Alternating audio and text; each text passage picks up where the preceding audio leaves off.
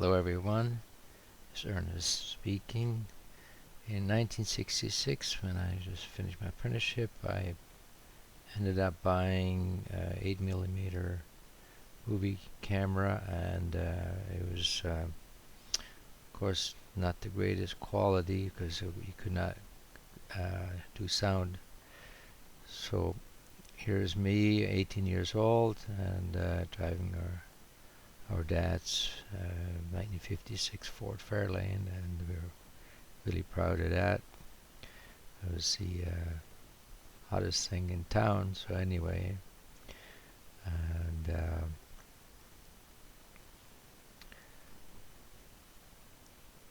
this is Paul, and he's a year older, so he was 19 at the time. I think he was just finishing his apprenticeship, and we were in top one of the hills in Hintertorgau, and this is looks like Ashleycombe. And here we went up a day trip up to the Sentis with Hausi Tobler and Armin Rickermann. I think there might be Paul in the background. Anyway, I guess you noticed we were wearing our Sunday best. No hiking shoes, no rucksack, just taking a gondola up and be like one of those tourists.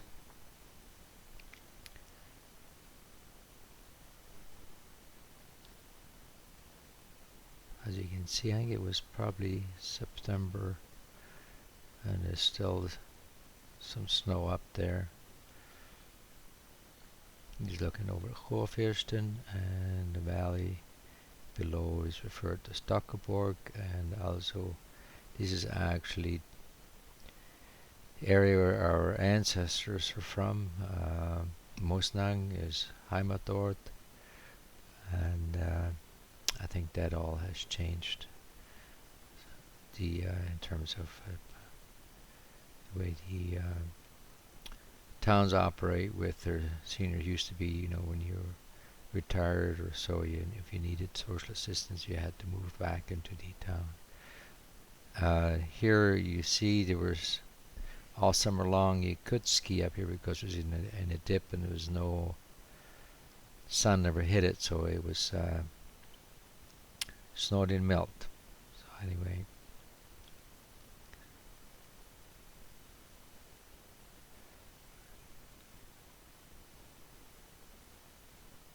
looking east over towards Austria, and there's a serious mountain climbers.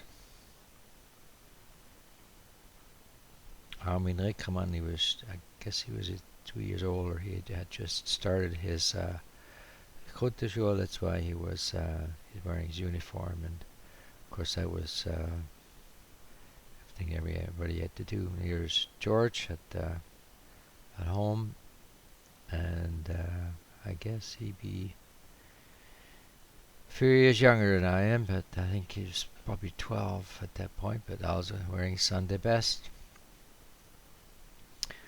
And this was I can't remember what this town was anyway, somewhere in Switzerland, obviously.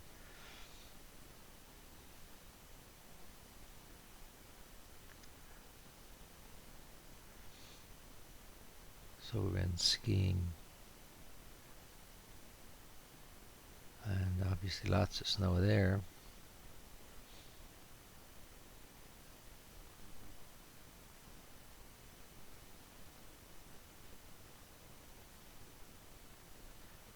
You can see with our handy dash camera, we were able to do this. Basically, is one guy drives, the other guy holds the camera, and that's how we did it. And crazy narrow town here. There's no room for two, and even somebody had clipped that corner at one time, so they decided not to rebuild it. This is above Walensee, so actually be on the south side of the Hofirsten, and it's actually southern exposure, so it's more exposed to the warmer days. But also at the same token, it's great to go skiing there when the sun is out, because it tends to be milder and you're also protected from the north winds. So it's kind of a great place to go skiing. So here was just chasing a guy going down a road in this toboggan. See, there's Wellensee as you come further down. And on the other side is also on the is quite a popular ski resort that most people from Zurich will go to, because it was relatively close to Zurich. You can go there in an hour. And Monica and her boyfriend had a chalet up there, and Drago and I, when we went to visit there, we stayed there. So you can see how this water's narrow here. So if you meet a bus, you're kind of somebody's got to back up, and usually the person coming down by law has to back up, not the person coming up. So the person going up always has the right of way. So you can see now from down the valley how the ski resort is nicely placed up there. I think this is the backside of Sentis.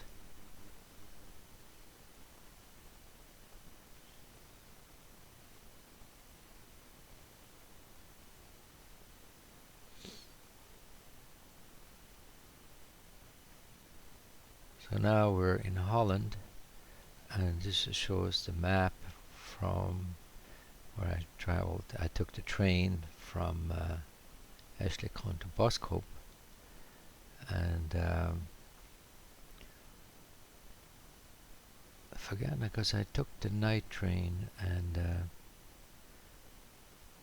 obviously flying would have been faster, but when you're just finished apprenticeship, you haven't got the money. And so this is Boskoop, basically sort of placed in the center of Holland, and you see there's Rotterdam on the south side, and there's more of where all the freights come in, and then The Hague is where I got my visa, and then Amsterdam is on the north side. And the Boskoop is interesting. You'll see some of the pictures that is actually below the sea level, and so the main canal there is above.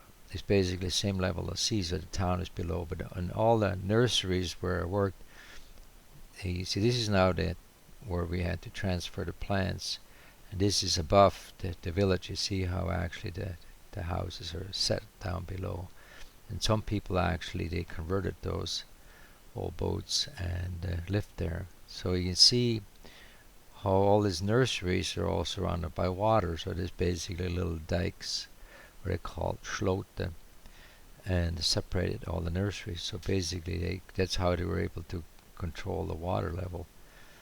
But so each nursery was specializing in some different planting. Like the place I worked, we were specializing in rhododendrons and azaleas, and we basically grew them. And see, here we're getting ready for shipping, so we put them in instead of having a truck, or so you just put in that little barge, bring it to the warehouse, and then you put it into containers, small containers, and then you'll see we ship it across the water to the railway, and from there it gets shipped to Switzerland. That's actually how I got the job. The place I took my apprenticeship, he knew the owner. So here's Ahmed. He's a Moroccan who had never seen ice before, nor snow before. So he, of course, we're skating there, and he's laughing his head off because he thought that was the craziest thing he's ever seen. He's walking on water. And here is Barry Van Ray.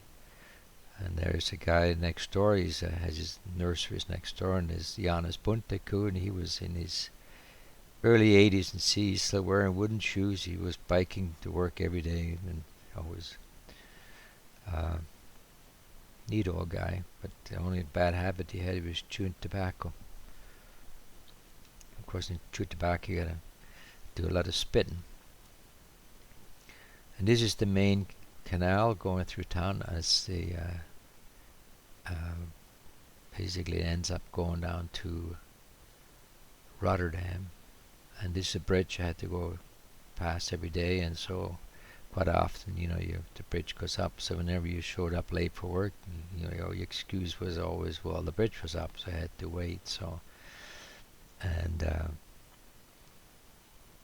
these were all the little nurseries. They were connected because they're basically on a little island, and you had to cross these little bridges. And this was one of the it was the Lebanon cedar, one of my favorite plants, and it was doing quite well in Holland. And this is actually blooming in January. Witch hazel, it's quite amazing. And then how we propagate it. Rhododendrons, you tie down the branches, clip them into the soil, and then they make roots, and then you cut them off. And that's quite interesting the way they did that.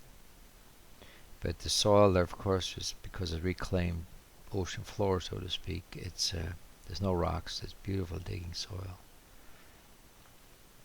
So then when we had the containers, we had, all the plants in those containers, we had to put them on a barge. See, there we go. That's all the plants we put in those containers. Well, actually, I guess crates. And this guy here, he had a motor, but we were actually, see, there's with poles, we dragged this thing along, one in the front, one in the back, and you just walk along and push it up, and at the end there's this railway track, and then we transfer it into a little dolly. Sorry about the light there, but it's rather poor. But anyway, then we put in the railway cars, and from there they went to either France or Switzerland.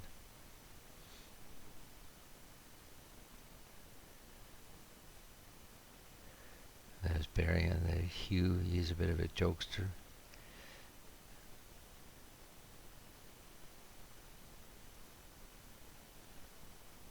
And that actually was also my job, was he opened the bridges as we went along with the barge. So every little property you had to actually swing the bridges. Now here is in Holland, this is now December 6th, Santa Claus, and in Holland the Santa Claus come from Spain by boat.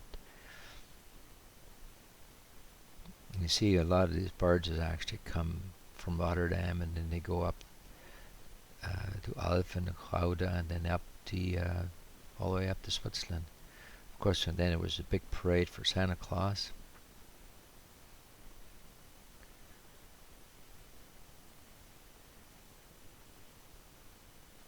One of the drummers, that was Barry's dad, and I think Barry, he was playing in the band as well.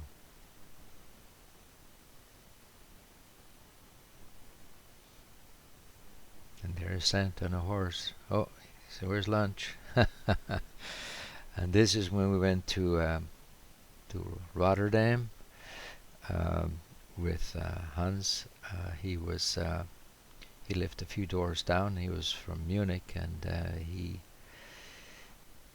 he had his dad's car, so we were able to do some trips. Now the funny story is, when there was this viewing tower in Rotterdam, and so every time we asked somebody, because we had a hard time finding it, so we asked somebody, where's the tower? The guy says, well, you got to go that direction, and invariably it was the wrong thing. So after the fourth person, we said, okay, and the guy says, go that direction, we go the opposite direction, because we had Hans was from Munich, so we had German plates, and a lot of the Dutch still hated Germans because of I guess the memories of the Second World War are still quite vivid. So you're talking 1966, 67. So anyway, there was kind of a awakening a bit there, that there was still mistrust for Germans. I had that experience even when I arrived in Holland, the first on the train. Anyway, this is actually a road that goes underneath the water. And here we got some locks. I mean, it's amazing how Holland is like got locks and canals everywhere. Of course, Rotterdam is where most of the goods that come into Europe come through Rotterdam.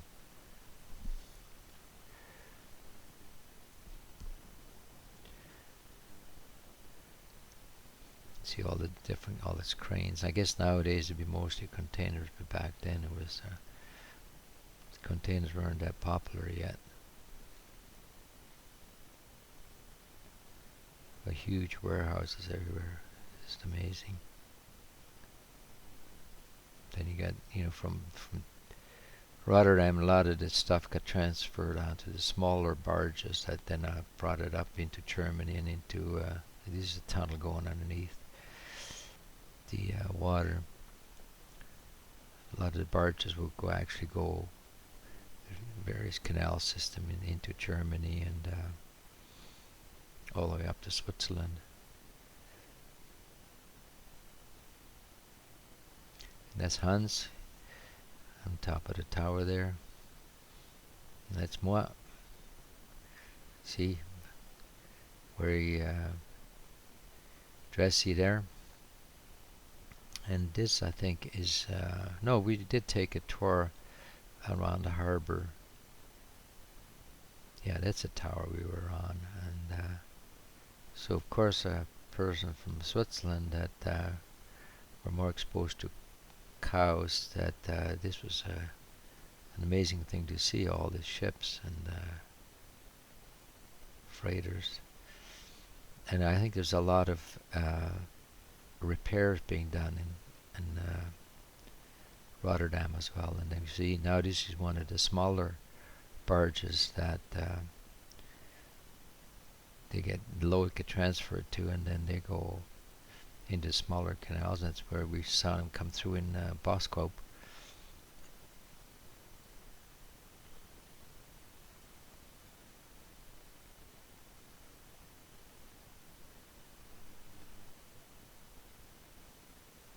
It's definitely quite an industrial hub. Of course, this was in the 60s, late 60s, so probably still the same, but I would assume there's probably more containers being. See, there's one of the ships that got raised up, is now being worked on, repaired and repainted.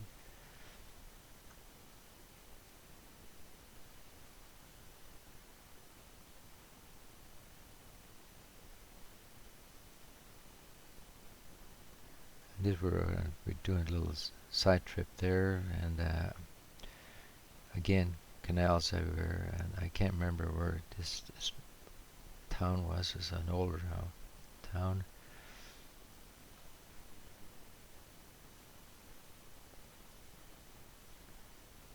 And these are the folks that I actually lived with. The Conines. I had just a room and board there, and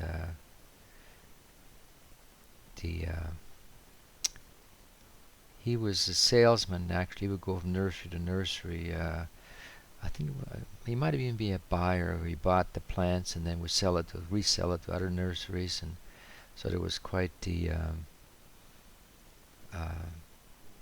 He was a heavy smoker, but a nice guy.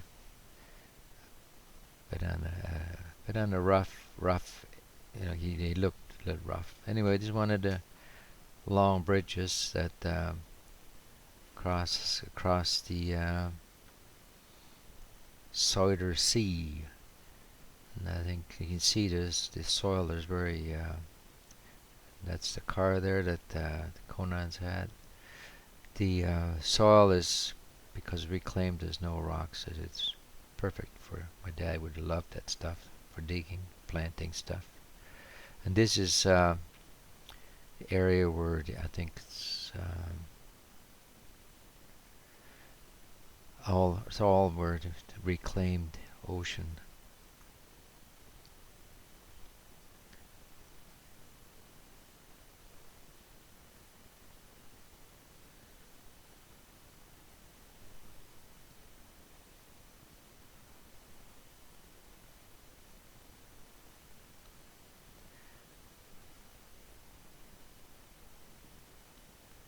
Yeah, this is what they call Hook of Holland, and that's where all the ships come in from the Atlantic, and then they go up the river a bit into Rotterdam, where they get unloaded and I guess repaired. So it's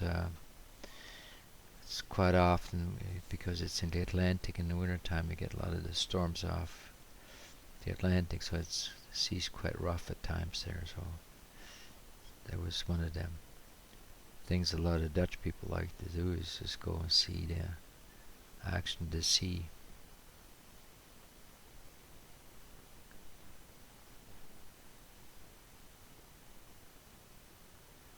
Of course, again, for a Swiss guy, that's wow, look at those waves and all those big ships coming in. And a lot of all the ships have a story to tell, and who knows where they're coming from and who knows where they're going to. It's all the big mystery.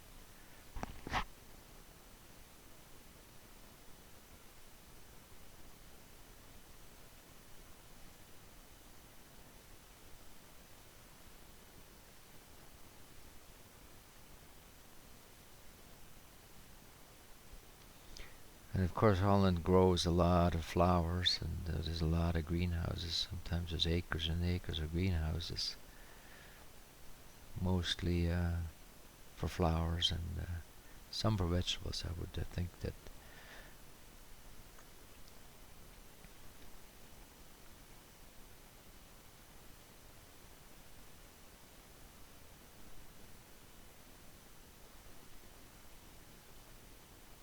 I think this was where they had some research center for the growers, testing different stuff, and I was just impressed with the huge boilers they had there to heat these greenhouses. And I think they must be all crocuses there, so they're huge areas where they grow these flowers, tulips, etc. Of course, then you got those famous Dutch windmills.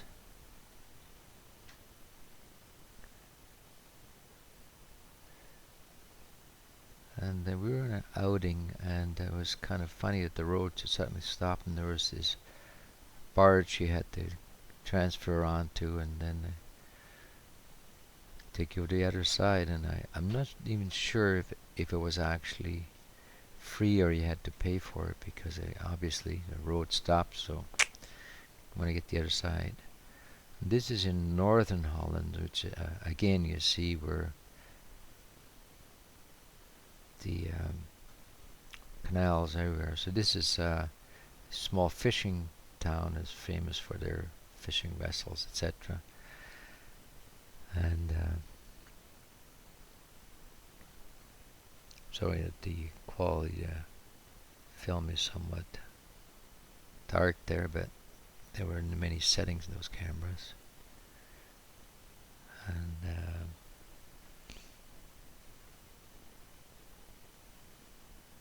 this, I think, is in Utrecht. That's where the Queen lives. I guess it's equivalent of the Buckingham Palace. That's where the Queen's home. I'm not 100% sure, but I know she lives near Utrecht, and you can do a drive-by visit, but you can't go in, obviously.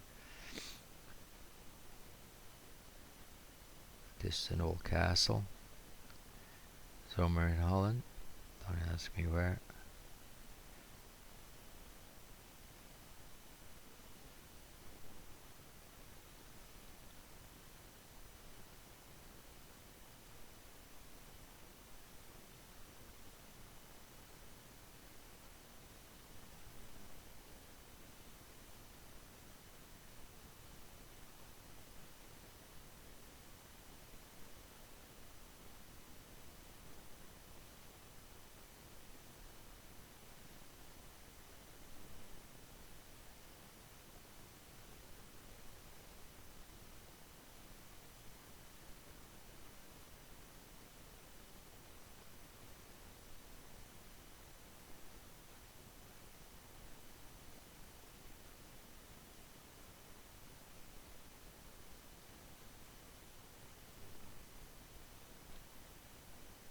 must be in a tunnel now, eh? It's really dark.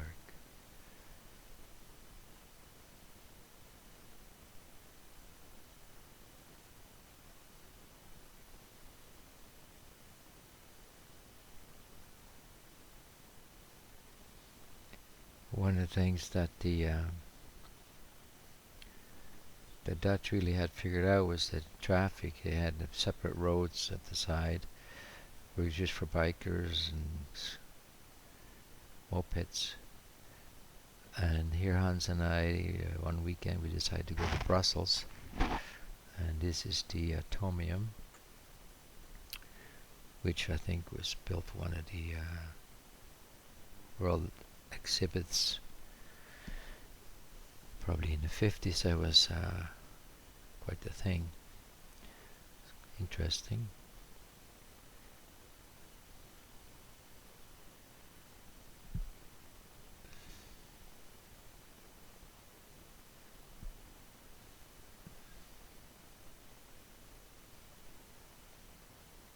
I think this was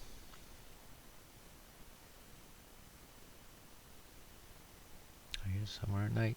Anyway, this is in Brussels, the market square, and it's amazing how the buildings were very ornate, and quite a sight.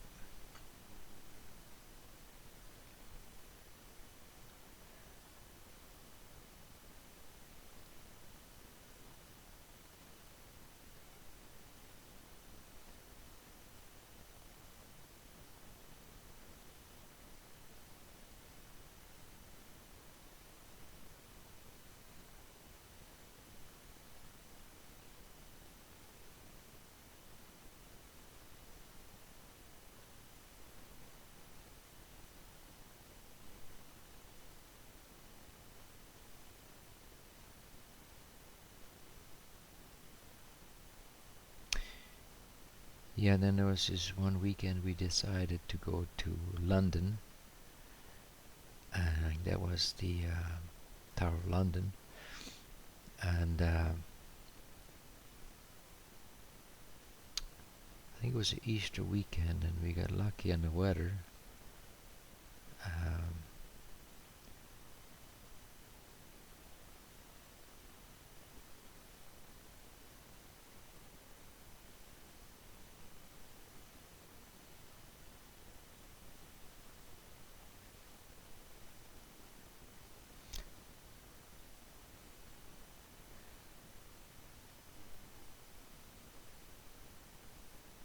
I guess that's Westminster, and the Thames. Again, it's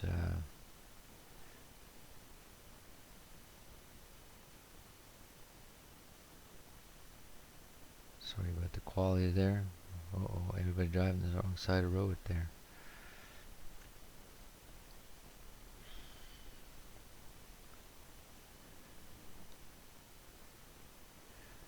Can't remember a lot of these places anymore. I guess this must be Buckingham Palace. Yeah, heavy duty gates and fancy fencing.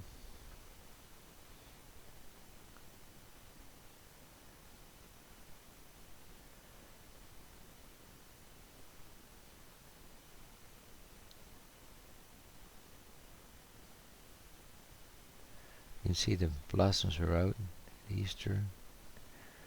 I guess they're daffodils.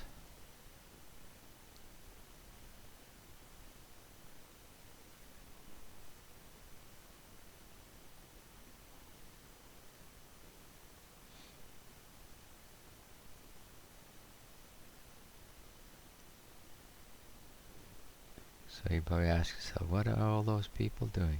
Well, there was a time when everybody was protesting against the Vietnam War, so they were all out there protesting the Vietnam War. I guess eventually it worked. They came to an end.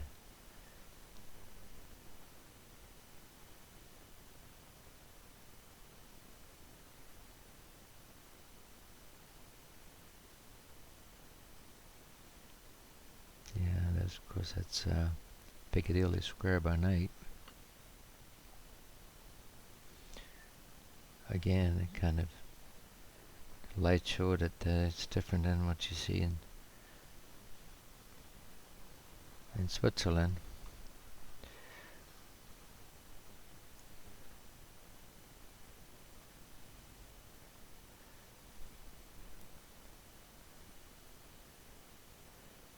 Of course, that was pretty awesome for me to see.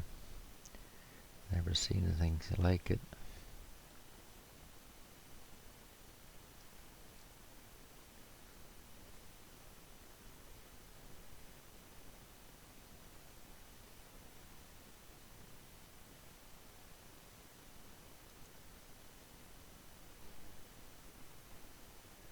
And there was, I don't know, I think, oh yeah, that's a changing of the guard. They do that. It seems like every day there's a bit of a parade happening there. I guess it keeps the tourists happy. And then we also took a little side trip to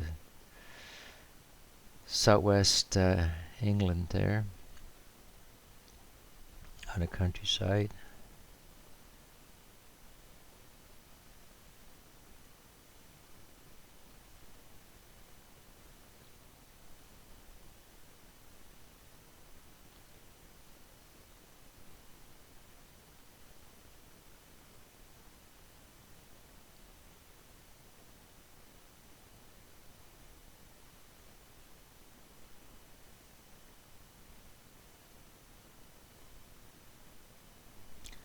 And here we go, flying off to Canada, the land of milk and honey.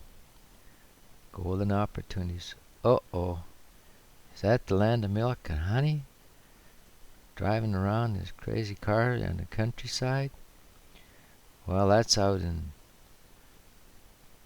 prime farmland, Nova Scotia, Truro, Nova Scotia.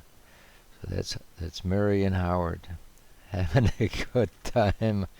And I think it's Howard's parents' farm.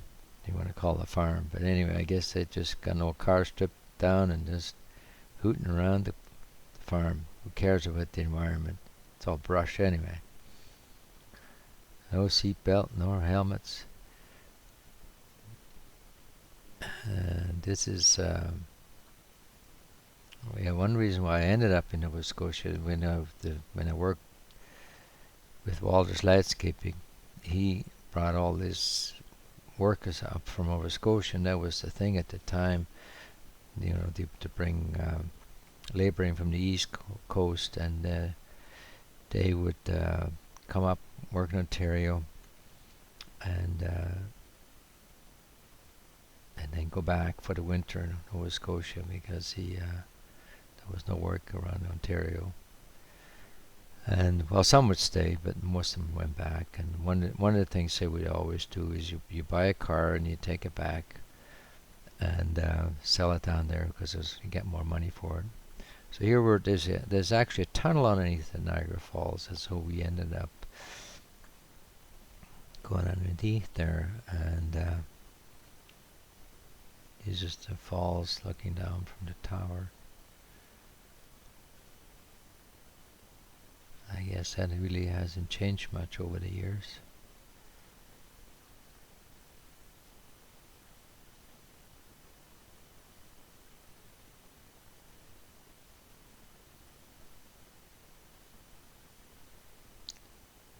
Still a busy place.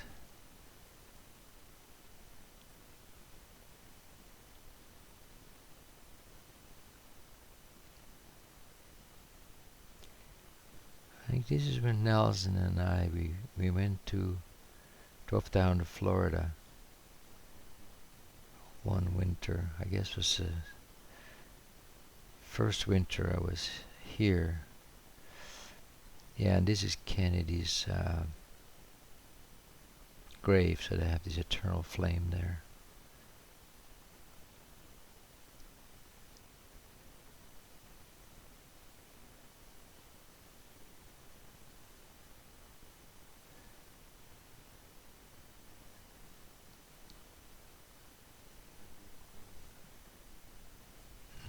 There's some of the buildings in Washington, D.C. I guess a reflection pool, and that's I guess the Lincoln Memorial.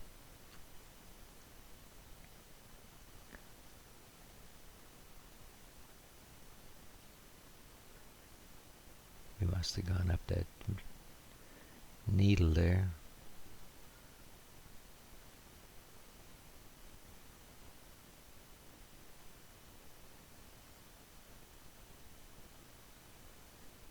All the different government buildings.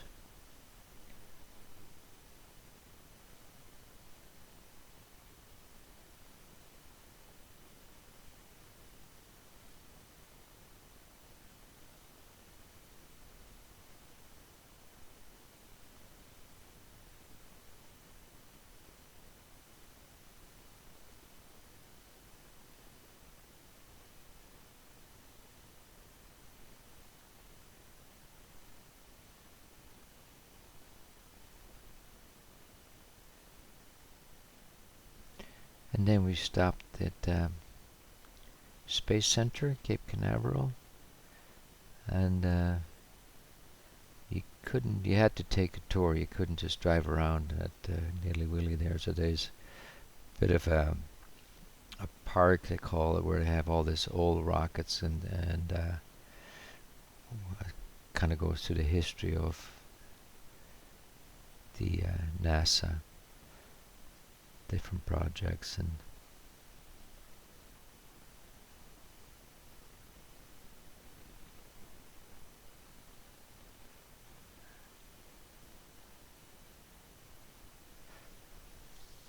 this is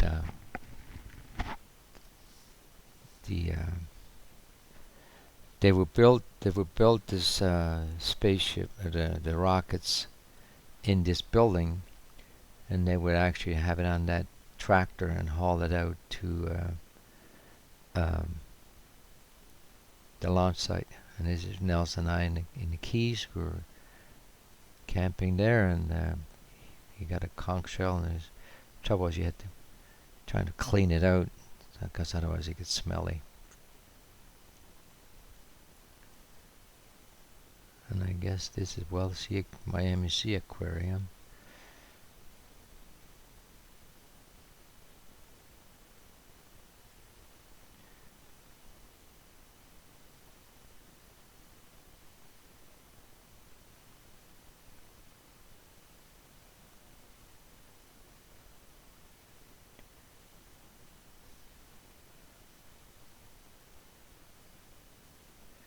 It was quite the show with dolphins as well.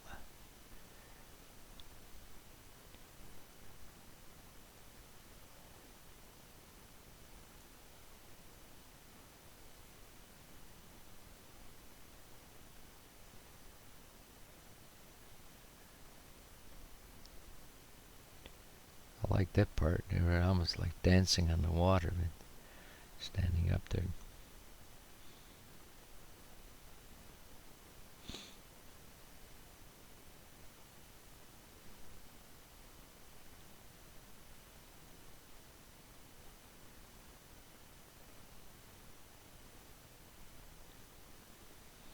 Of course, there's a lot of Canadians come down there for the winter.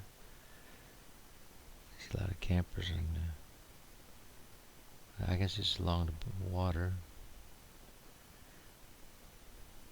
There's a Canadian going by, and he's a little camper. And there's a lot of cars from the 50s, a lot of big tails. And then we went to I guess, don't know. Anyway, they had alligators, and another one of those tourists. There he is, Goliath.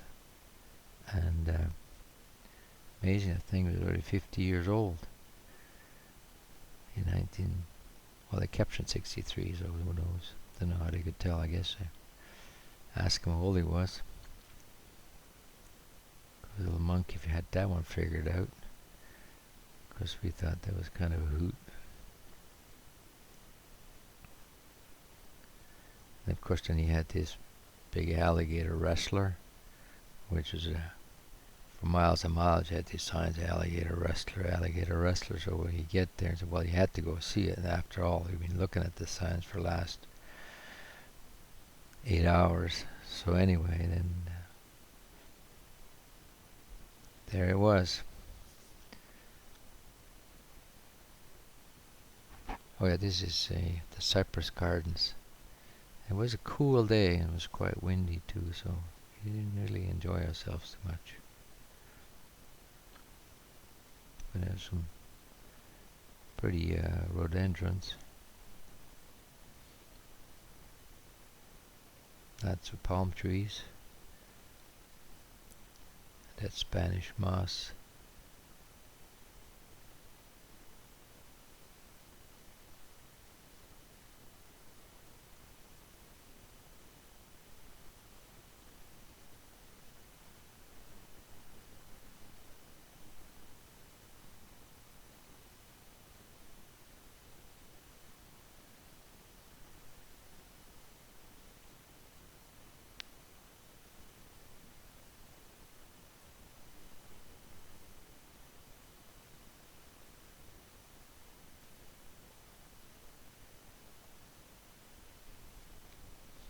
Of course, being February, it was nice to see all those flowers.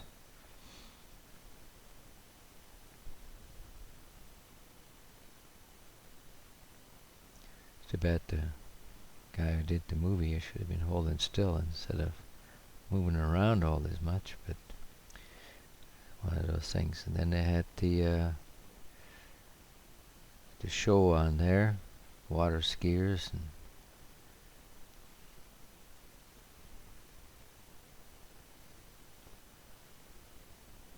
felt sorry for him because it was a cool day and it was not fun. I'm sure it was not fun but to be on the water, but I guess that's your job. You got to put on the show 3 times a day.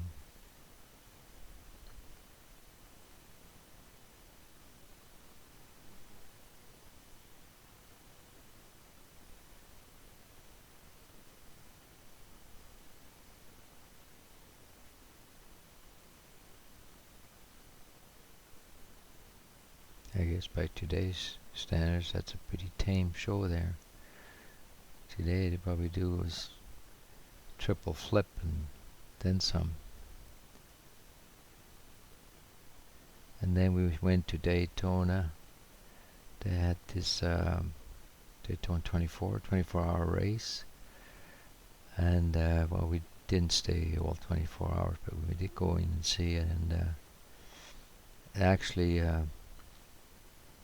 after a while, it got pretty boring because all they would do is go around and around and around. So I mean, after about 40 laps, you figure, well, not well. I mean, the position changed a bit, and when the guy had to go get gas, and of course, then the other guys got ahead of him, and it was just a lot of noise. But anyway, it was an experience.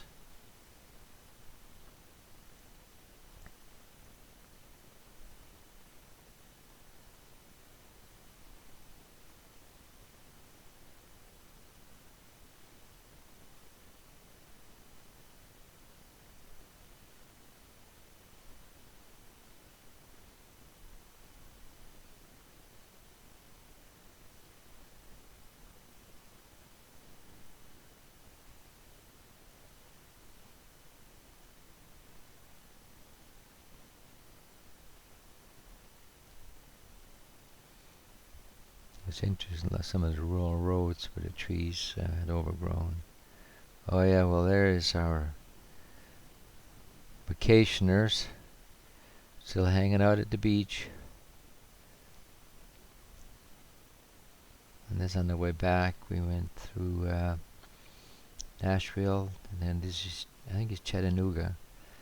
It had this, again, for miles and miles, you see these signs of, well, you got to go and see it. So I guess the big thing was the bridge and then the overhanging rock there. So anyway, broke up the trip. This is now back. Toronto. This is the house where I stay with. It was had room and board there with these people. Birchman's. And this is Bathurst and Finch area. Yeah, just north of Finch, east of Bathurst, Dromore Crescent.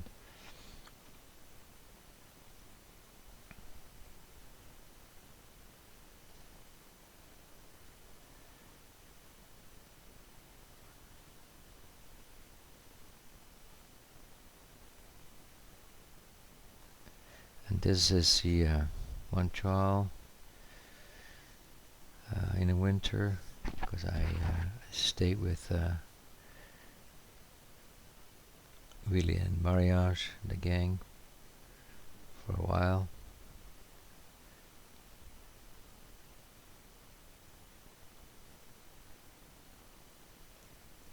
This in near Point St. Charles, that's where they lived, so there was a bit of an industrial section.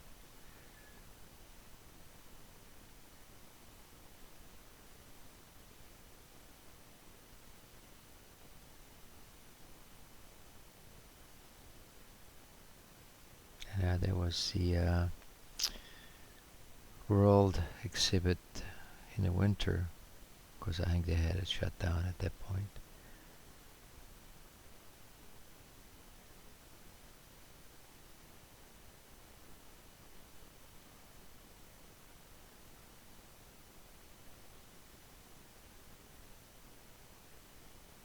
Oh yeah, this is the bridge over the St. Lawrence. I think it's Jacques-Cartier. And he's looking down from Mount Royal. And I'm sure that the skyline has probably changed a lot too over the years.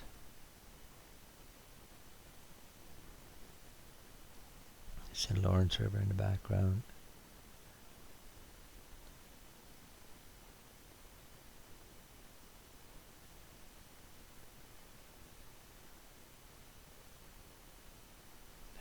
I'm not sure whether that's McGill University or not.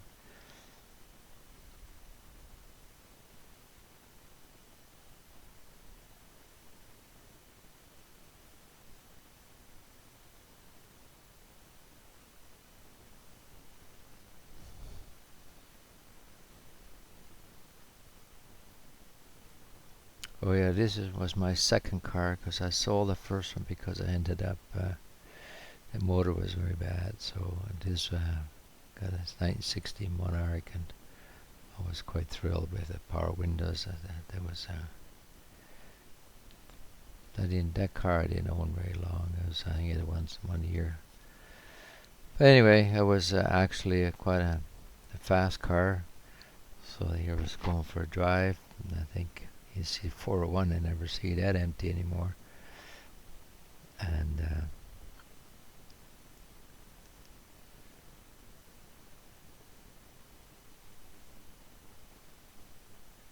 looks like we got double take here.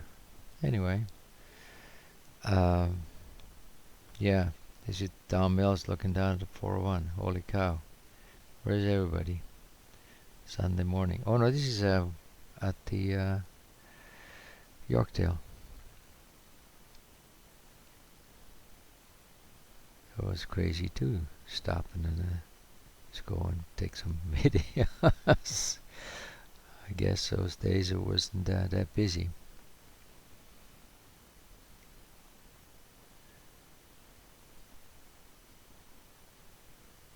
He's looking down from the TD tower, because the CN tower wasn't built yet, so there was had a viewing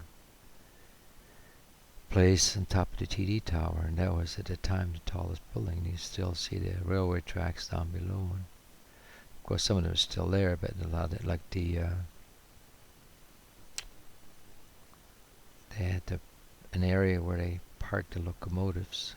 There was a big disc there, so this is looking east over the Red Path, and there's O'Keefe Centre. I guess that hasn't changed much. City Hall.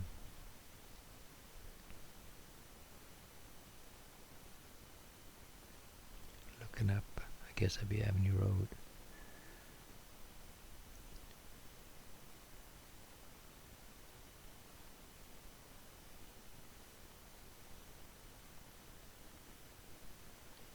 Yeah, and this next building coming up. Yeah, you see down there on the left is where it had the railway yard. That's where it had the place where they actually had the engines.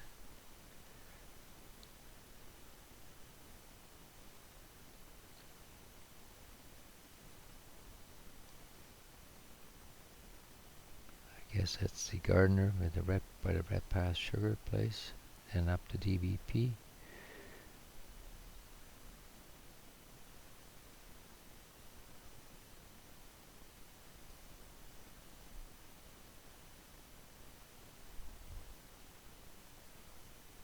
Must have been a Sunday morning. Nobody on the road. Just a bunch of old cars.